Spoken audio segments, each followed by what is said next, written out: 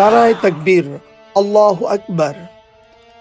এই স্লোগানটি শুনলে আমাদের মনে আজ হয়তো অন্য কিছু আসে, কিন্তু জানেন কি, এই একই স্লোগান একদিন এই বঙ্গের বিভিন্ন আন্দোলনে ব্যবহার করা হতো।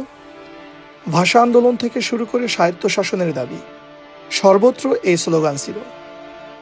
ভাষা সৈনিক অলি আহাদ তার বিখ্যাত গ্রন্থ জাতীয় রাজনীতি 1945 থেকে 75-এ স্পষ্টভাবে উল্লেখ করেছেন যে ভাষা আন্দোলনের মিছিলে নারায়ে তাকবীর, আল্লাহু আকবার স্লোগান দেওয়া হতো। শুধু 1952 সালের ভাষা আন্দোলনেই নয়, পরবর্তীতে স্বায়ত্তশাসনের দাবিতে আয়োজিত বিভিন্ন কর্মসূচির প্রচারপত্রেও এই স্লোগানটি নিয়মিত ব্যবহৃত হতো। কেন এই স্লোগান?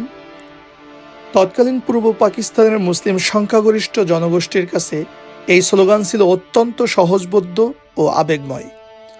আল্লাহু আকবার বলে মানুষ যেমন ইমানি শক্তি পেত, তেমনি রাজনৈতিক প্রতিবাদেও এটি হয়ে উঠত তাদের কণ্ঠস্বর। ধর্মীয় ও রাজনৈতিক চেতনার এক অনন্য মেলবন্ধন ঘটত এই স্লোগানে। আজকের প্রজন্মের অনেকেই হয়তো জানে না যে আমাদের সংগ্রামের ইতিহাস কতটা বৈচিত্র্যময় ও বহুমাত্রিক।